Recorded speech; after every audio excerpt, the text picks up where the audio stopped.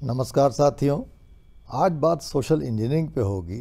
और social engineering एक ऐसा शब्द है जिसका खूब प्रयोग होता है, लेकिन उसके जो विविध आयाम हैं या उसका जो स्वरूप है उसके बारे में हम लोगों को क्लैरिटी नहीं होती है। तो आज मैं आपसे ये शेयर करना चाहूँगा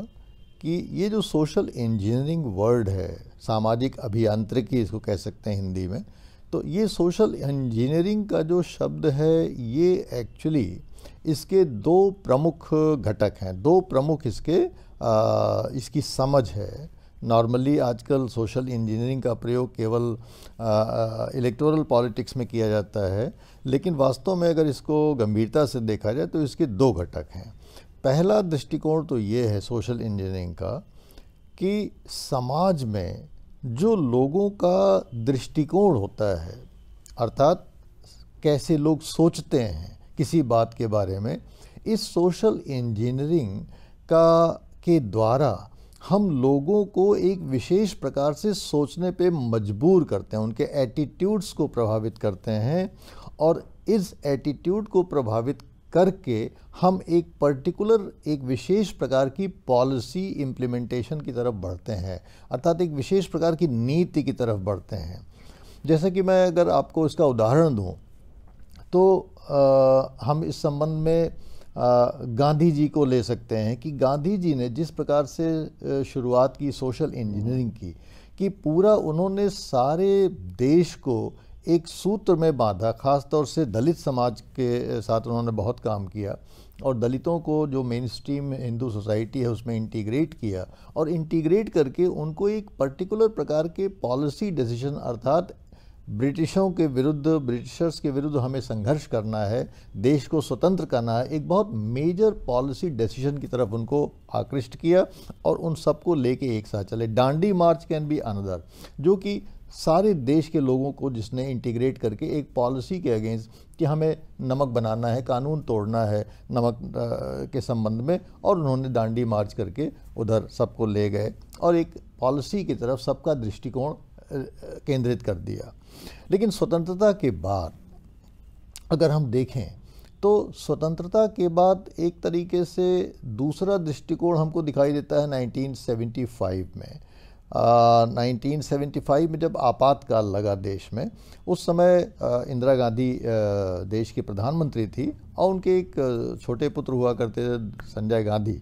और संजय गांधी उस समय एक पावर सेंटर के रूप में देश में उभरे थे और उन्होंने एक अपने कुछ प्रयोगों से कुछ नई नई पॉलिसीज़ की तरफ लोगों का ध्यान दिलाया, जैसे कि परिवार नियोजन, जैसे कि स्वच्छता, या इस प्रकार के वृक्षारोपण, बहुत सारे चीज़ों की तरफ उनका 5 सूत्री कार्यक्रम था, उसकी तरफ लोगों का ध्यान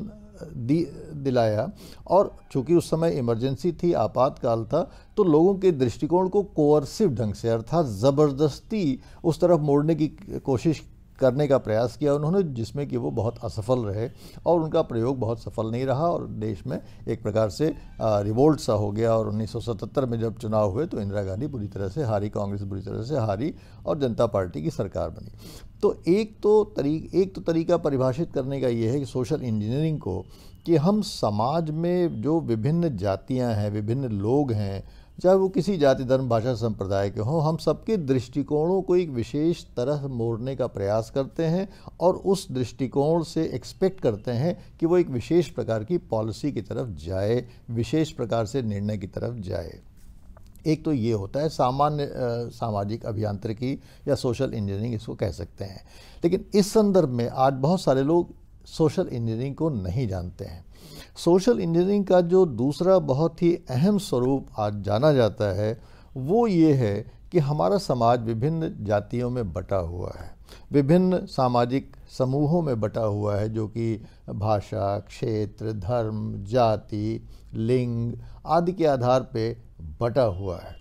और इसमें जो सबसे महत्वपूर्ण बात यह है कि बहुत सारी जो पॉलिटिकल पार्टीज़ हैं वो इन आधारों पे ही निर्मित हुई। क्षेत्र के आधार पे पॉलिटिकल पार्टी निर्मित हुई, जाति के आधार पे पॉलिटिकल पार्टी निर्मित हुई, धर्म के आधार पे पॉलिटिकल पार्टीज़ बन गई हैं, या भाषा के आधार पे लोगों ने पॉलिटिकल पार्टी बनाने का प्रयास किया। तो बहुत सारे इन्हीं आधारों पे जो प्राइमॉर्डियल जो बेसिस हैं उसके आधार पे पार्टियों का गठन हो गया है और एक आइडेंटिटी पॉलिटिक्स हमारे देश में चलने लगी है कि अर्थात एक पार्टी एक विशेष प्रकार की आइडेंटिटी को रिफ्लेक्ट करती है। अब दिक्कत ये हो जाती है कि जब चुनाव आते हैं और अगर सारे लोग, सारा समाज आइडेंटिटीज़ में बट गया तो बहुत छोटे छोटे आइडेंटिटीज में बट के वो सबका वजूद बहुत छोटा छोटा हो जाता है। और जब बहुमत की बात आती है कि बहुमत कैसे प्राप्त किया जाए, तो वो बहुमत प्राप्त करने में हम असफल हो जाते हैं, क्योंकि हमारी आइडेंटिटी बहुत छोटी होती है और उस आइडेंटिटी के बेसिस पे हम एक पार्टी बना लेते हैं। तो जब हम समाज में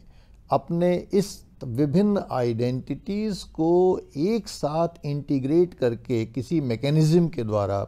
एक मंच पर लाने का प्रयास करते हैं और उनसे एक साझा राजनीतिक व्यवहार की उम्मीद करते हैं, तो उसे आज सोशल इंजीनियरिंग के रूप में जाना जाता है। इस संबंध में अगर हम लोग देखें तो पहला प्रयोग एक तरीके से हम लोगों को कांशीराम के द्वारा दिखाई देता है, जिन्होंने बामसेफ अर्थात all India backward and minority employees community federation, इन्होंने एक प्रकार से बामसेफ का निर्माण किया। और बामसेफ में जो महत्वपूर्ण चीज़ थी वो ये थी कि कांशीराम ने उसमें जो बैकवर्ड कॉन्सेप्ट आया, उस बैकवर्ड में उन्होंने SC, ST और OBC तीनों को जोड़ा हुआ था, प्लस मुस्लिम्स को जोड़ा हुआ था, प्लस विमेन को भी जो वीकर सेक्शन के रूप में जोड़ा हुआ था। और इस प्रकार से समाज में जो बहुत सारे मार्जिनलाइज ग्रुप्स हैं उसको उन्होंने पहली बार एक मंच पे बामसेफ के रूप में एक मंच पे लाया। बाद में फिर वो DS4 दलित शोषित समाज संघर्ष समिति के रूप में सामने आया। लेकिन बेसिकली जो बामसेफ का आंदोलन था वो एक प्रकार से देश में सबसे पहला सोशल इंजीनियरिंग एक्सपेरिमेंट कहा जा सकता है, जो कि मॉडर्न कॉन्टेक्स्ट में जिसको हम यूज़ करते हैं। और फिर इस बामसेफ ने आगे चल के, हालांकि उसमें विभाजन हो गया और कांशीराम और OBCs अलग हो गए, दलित और OBCs अलग हो गए। हालांकि वो 1993 में एक समझौता उत्तर प्रदेश में रहा उनके बीच में, जो कि सरकार बनी उनकी, और फिर थोड़े दिन के बाद फिर साल 2 साल चलने के बाद वो ख़त्म हो गया और तब से फिर वो कभी एक मंच पे नहीं आ पाए, कभी ऐसा कोई मूवमेंट नहीं आ पाए। लेकिन वो पहले एक एक्सपेरिमेंट के रूप में हम देश में देख सकते हैं। उसके बाद दूसरा जो महत्वपूर्ण पड़ाव है सोशल इंजीनियरिंग का, वो मंडल कमीशन के बाद दिखाई देता है।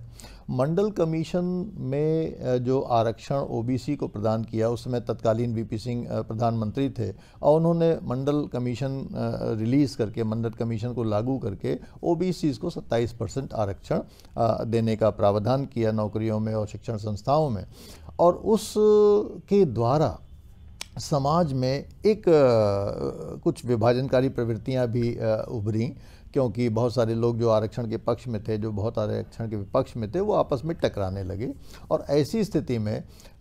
BJP के एक थिंक टैंक हुआ करते थे, गोविंदाचार्य, अगर आपको उसका नाम याद हो, उनका नाम याद हो, और उन्होंने सबसे पहली बार पॉलिटिकल इलेक्टोरल सोशल इंजीनियरिंग की बात किया था कि अर्थात सोशल इंजीनियरिंग को राजनीति के क्षेत्र में कैसे प्रयोग किया जाए। और उन्होंने भाजपा के, चूँकि वो थिंक टैंक थे, उन्होंने ये प्रयास किया कि किस प्रकार से जो OBC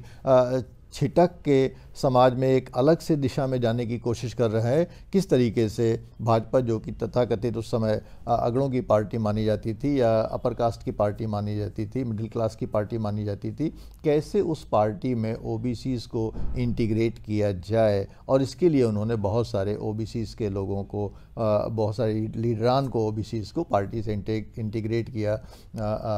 जिसमें कल्याण सिंह, विनय कटियार, इस प्रकार के बहुत सारे लोग थे, उमा भारती, इस प्रकार के बहुत सारे लोगों को उन्होंने पार्टी में इंटीग्रेट किया। और इंटीग्रेट करके उन्होंने ये दिखाने की कोशिश की कि भाई हम जो है OBCs को मेन स्ट्रीम में अपने पार्टी में स्थान देते हैं। और इस प्रकार से पार्टी को उन्होंने बनाए रखने की कोशिश की, जिसमें कि एक प्रकार का अम्ब्रेला पार्टी उनकी बनी रहे। इसी प्रकार से ये सिलसिला आगे बढ़ता रहा और फिर कालांतर में 2006-7 के दौरान BSP की जो लीडर है मायावती जी, उन्होंने एक सोशल इंजीनियरिंग का बड़ा नायाब प्रयोग किया उत्तर प्रदेश में। और उन्होंने दलितों को ब्राह्मणों से जोड़कर, दलितों को ब्राह्मणों से कनेक्ट करके पहली बार उन्होंने उत्तर प्रदेश में काफ़ी समय के बाद एक बहुमत वाली सरकार यहाँ पे बनाई। और आज इसी संदर्भ में कि समाज के जो भिन्न भिन्न समूह हैं, जातियां हैं, किस तरीके से उनको एक साथ एक मंच पर लाकर और उनका एक साझा राजनीतिक व्यवहार, साझा मतदान व्यवहार व्यवहार सुनिश्चित किया जाए। और इसी कॉन्टेक्स्ट में हम सोशल इंजीनियरिंग को जानते हैं। और इस कॉन्टेक्स्ट में जो सबसे महत्वपूर्ण बात ये है वो ये है कि चूँकि इसमें आइडियोलॉजी का कोई रोल नहीं होता है, क्योंकि चूँकि आइडेंटिटी पॉलिटिक्स में ज़्यादातर जातियों के आधार पर पार्टियां बनी हुई हैं, उन्होंने एक तथाकथित अपनी आइडियोलॉजी कुछ कहने को रख लेते हैं, लेकिन बेसिकली वो उस आइडियोलॉजी पे चल नहीं पाते हैं, वो जातियों के समर्थन पे चलते रहते हैं। तो जब जातियों के समर्थन पे पार्टियां बनेंगी और आइडेंटिटी पॉलिटिक्स करेंगी तो उनका जनाधार बहुत सीमित होता है। तो इस सीमित जनाधार को अगर 2-3 पार्टियां आपस में मिल के साझा एक साथ लेके चलने की कोशिश करती हैं तो उनको लगता है कि शायद इससे उनको बहुमत प्राप्त हो सकेगा और समाज में जो विभिन्न वर्ग हैं जो कभी आपस में प्रतिस्पर्धी थे, प्रतिद्वंदी थे, शायद वो एक मंच पे आ जाएंगे और एक प्रकार का साझा राजनीतिक व्यवहार करेंगे, जिससे कि आगे आने वाले चुनावों में उनकी जो साझा गठबंधन है उसको बहुमत प्राप्त हो सकेगा और वो सत्ता में आ सकेंगे, सरकार बना सकेंगे। तो इस कॉन्टेक्स्ट में आज सोशल इंजीनियरिंग को यूज़ किया जाता है। कितना ये प्रभावी है, कितना डेमोक्रेटिक है, कितना राजनीति में विचारधारा के अनुरूप है, ये तो कहना बड़ा मुश्किल है, क्योंकि इसमें जो मिनिमम कॉमन प्रोग्राम बनता है उसमें विभिन्न आइडियोलॉजीज़, विभिन्न पॉलिसीज़ के थोड़े थोड़े कंपोनेंट्स को लेके कॉमन मिनिमम प्रोग्राम बना के किसी तरह से सरकार को, काम चलाऊ सरकार को बनाने की कोशिश की जाती है। वो कितनी स्थायित्व उसमें होगी, कितना स्टेबिलिटी रहेगी, कितना वो जनहितकारी होगी, कितना कल्याणकारी होगी, कितना आइडेंटिटी पॉलिटिक्स के लोगों को लाभ पहुंचाएगी, ये तो वक्त बताता है। लेकिन बेसिकली हमें समझने के लिए समझना चाहिए कि राजनीतिक दलों के द्वारा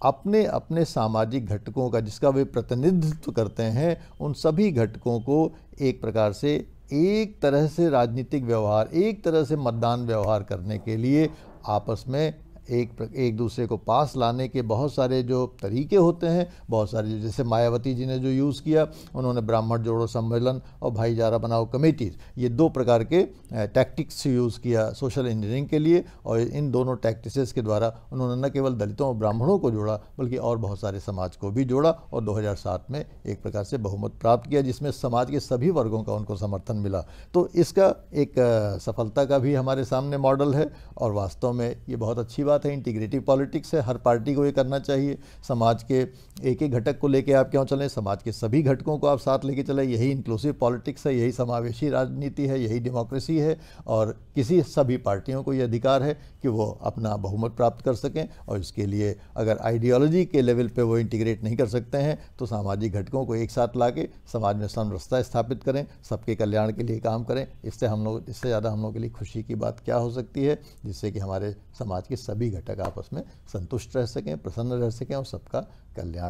कल्याण हो। तो इस प्रकार से ये सोशल इंजीनियरिंग का जो शब्द है, इसे हमें समझने की बहुत आवश्यकता है। और भारतीय राजनीति में वास्तव में इसका प्रयोग, वैसे तो अगर अमेरिका की पॉलिटिक्स देखा जाए, जब ओबामा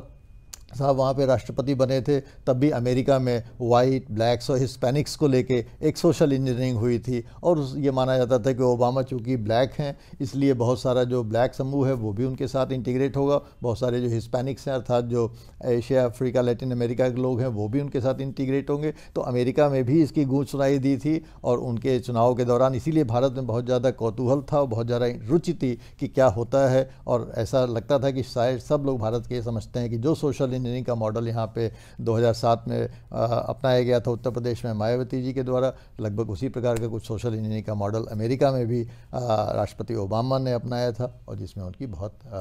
अच्छी विजय हुई और वो अमेरिका के 2 बार राष्ट्रपति रहे। तो इस संबंध में अपने विचार हमें लिखिएगा। कोई प्रश्न, कोई चीज़, कोई ऐसा मुद्दा आपके जहन में हो तो वो भी हमसे शेयर करने की कोशिश करिएगा। Thank you very much.